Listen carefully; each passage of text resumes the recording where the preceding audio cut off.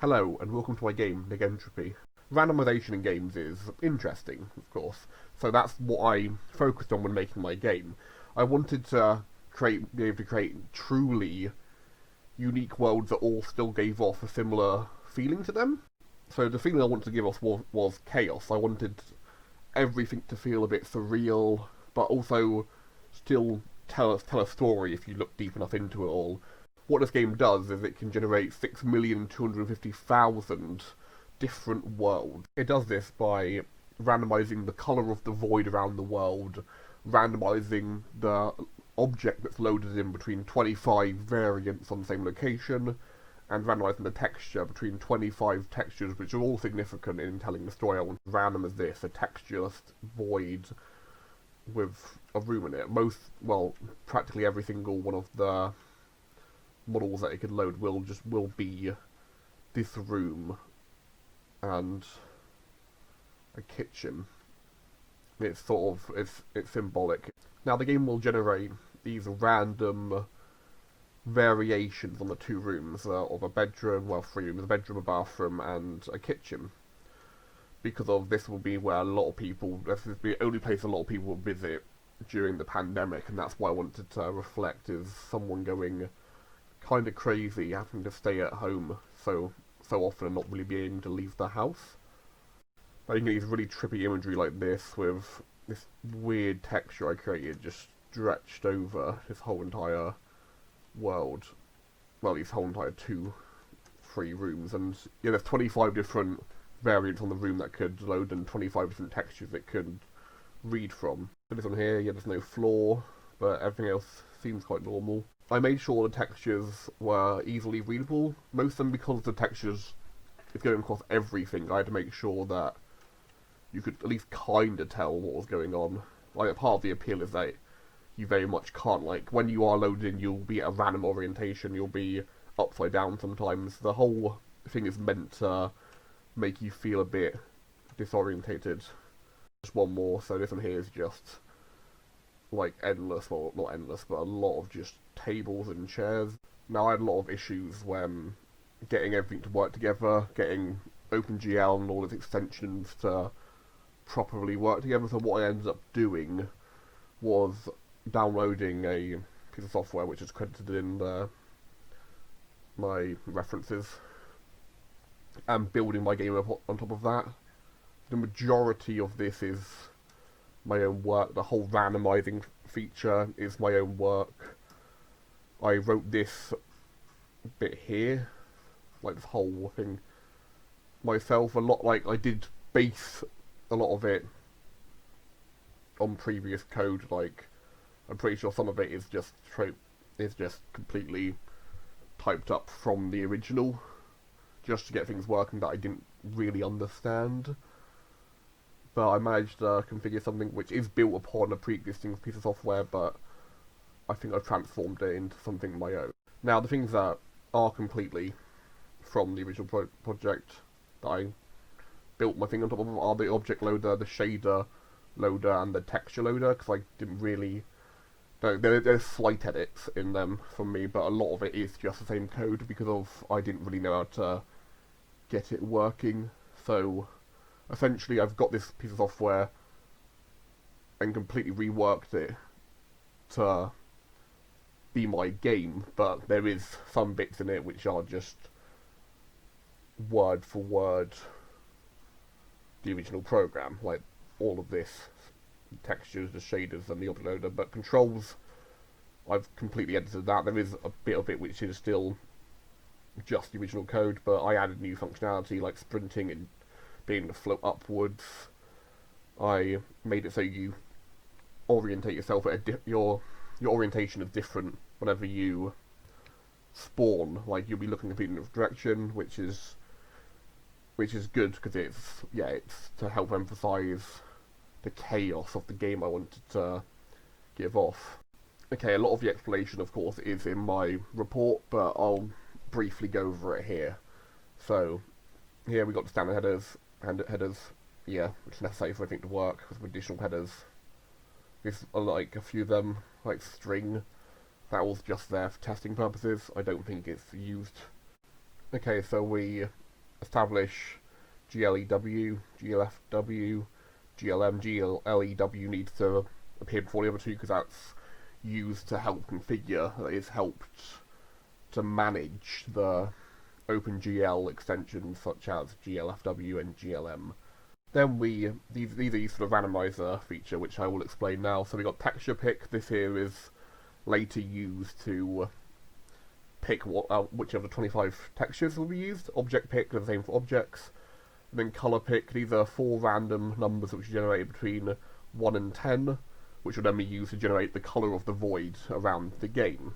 Okay, let's explain the randomness of it before we go with the rest of the program. So first of all, we get a texture pick, which will be a random thing between 0 and 26. The same with object pick, which will be 0 and 25. So it actually only loads 25 objects, while texture pick is 26. I think I've been saying that there's 25 textures. Turns out there's 26 textures. Then we have color pick 1, 2, 3, and 4 will be a random number between 1 and 10. This here will pick the texture. So if the texture is 0, then it will equal that. Same with all this stuff. It loads all these different it will load whichever texture it needs to. And then with objects, it's the same thing. When it comes to the color, it goes off this. So it is 1 divided by color pick because of the numbers. There need to be something between 0.1 to 1. At least I found that works. So what I've done is 1 divided by it. So for example, if color pick equals 10, then it will equal 0.1. If it equals 2, then it will equal 0.5. So by doing these dividing equations, it will get you a color every time, and they can vary quite heavily. In the control section, the position pick will be anywhere between 360. This is then used in horizontal angle and vertical angle to, it will make sure you will be at a different orientation every time you load up the game. Okay, so let's explain how everything else works that isn't to do with the randomizer. So we know all this. This is all how GLM, GLFW, whatever, is all loaded in. These here are the other files that we're using, which is shader, texture, controls, and object loading. It'll be pointing towards the header, which then gets information from the C++ file, which is there. Object res, that's used later on. This will give you a warning if GLFW has failed to initialize. This opens a window. This will open it at 10,000 to 5,000 when it comes to, width and height of it. We'll call it Negentropy because that's the name of the game. This initializes GLEW. This hides the mouse from the window, so you can't see the mouse while you're playing the game. These here, it stops the objects from, leaking, so you can't see something through a wall. It enables the depth perception to, work properly. It creates the vertex array object. This connects to the shaders thing, which I didn't make. That there was provided by the program that I based my piece of software on top of, built on top of. Same here with the MVP uniform. It was provided. All is just, it's used to read the object, which will be picked here with the randomization section. This here uses the shader. This here connects it to the controls. Without this, you wouldn't be able to move around the game. This here draws triangles that will make up the 3D model. This here will check if the window is closed. Let's just quickly go over the controls section. So position pick, it's used as randomizer. The randomizer will pick the orientation of you, which way you're looking at. Walk speed, sprint speed. So sprint, if you try to sprint, you'll be twice as fast. Mouse speed, it's how fast your mouse goes. Field of view, initial field of view is 100. Originally, all this was randomized as well, but then it just sort of led to an unplayable game, so I decided to remove that. This calls GLFW get, which is then used to calculate the time difference between the current and the last frame. The mouse position is gotten with the X position and the Y position, and the window. Mouse position is reset for the next frame. stops us from moving around too much, from escaping, from, you know, like, so you accidentally click off the tab to stop that from happening. It computes the orientation of, yeah, make sure everything stays. Forward and backwards, left and right, and up, all calculated here. This is later used when it actually comes to moving back and forth, moving left and right, or moving up, which is the jump. Well, it's not really a jump, it's more of a float upwards, but I think I've called it a jump. Yeah, move forward, move forward and backwards, and then that's minus forward and backwards for moving backwards, because yeah, same with that. Minus left and right, and then plus left and right, because if you're moving left and right. Sprint is forward and backwards, plus delta time, no, times delta time times sprint speed instead of times walk speed. It will double your speed. It will only sprint forward. I wanted to make it so you could sprint other directions, I just didn't have the time to do that. Jump, it's still called jump, it's not really a jump, it's more, yeah, just moving upwards. It goes by sprint speed because of, you're not going to spend too much time in these worlds, so you just kind of want to explore and get out, I guess. I'll quickly show you every single texture and every single model that I would use, because I think that's quite important to get an idea of what's being put into the randomizer and what's giving you these weird possibilities. Okay, so here's the images. I won't explain them all because of, yeah, that'll be a lot of time, but we got this.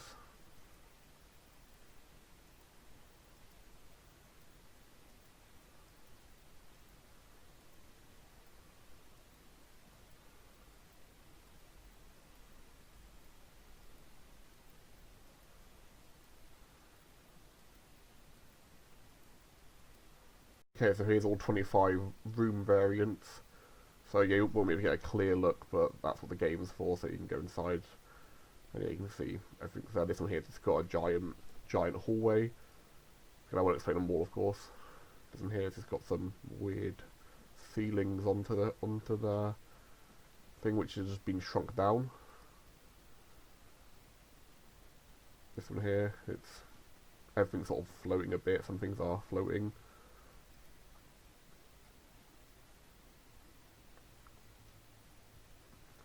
I think the other one also has a double bed in it. And they're very subtle, but that's kind of either subtle or extremely weird, but that's kind of the idea behind it. But yeah. This one here is just the controllers, sort of close-up of the video game controller models I made.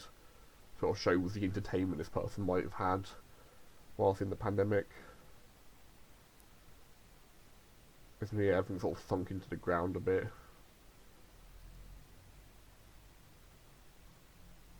Everything upside down. I won't explain them all because it would take forever. Just giving you a good idea of what can load in the randomizer whenever you click play on the game.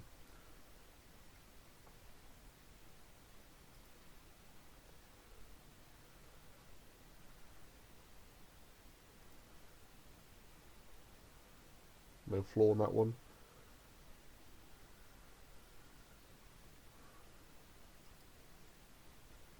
They're all variants of the same model, of course. I designed one which have a bunch of different 3D models in, which I will show later on. Put that into one 3D model and then just edited it, all with a little bit of purpose in mind for... Yeah, so this one here is the desk that you would spend so much time behind doing work and whatever during the pandemic. Bed, because I spent a lot of time in bed, you'd yeah, you don't really want to get out of it. Yeah, things a bit off. It's got the tanks, because there's a tank model somewhere. And yeah, it's gone and manifested outside. It's sort of reality seeping in different ways, like... Yeah. No walls. Clothes everywhere. Things stacked on top of each other as identical versions of the same model. I don't know what's wrong with this one. There will be something. And then yeah, this is the base model. No, the other one was the base model. This one here, That was what's going wrong with the other one. It was nothing. And this one here's got something wrong with it. If I was to do anything differently, I would probably focus more on the random element instead of trying to give a distinct story. I think maybe a dream simulator in a way, where it's just textures and surreal environments, instead of just trying to focus on a single story. Well, world, like, yeah. Instead of focusing on a single world would have been beneficial, and that's probably what I would have done if I had the chance to redo it. Yeah, that's it. So, yeah, again, the texture loader, the shader loader, and the object loader, they weren't created by me. Disclaiming that now, I've disclaimed it throughout the project, I think. And, yeah, some of the code in controls and Negentropy wasn't from me either, but I personalised it. I built the whole randomization feature, I built all the textures, I built all the objects, and I added a lot of new controls to the thing. So yeah, there's a lot of stuff here that is on me. I essentially built on top of this other project, deleted what was unnecessary, rewrote a lot of the code, and yeah. So thanks for listening.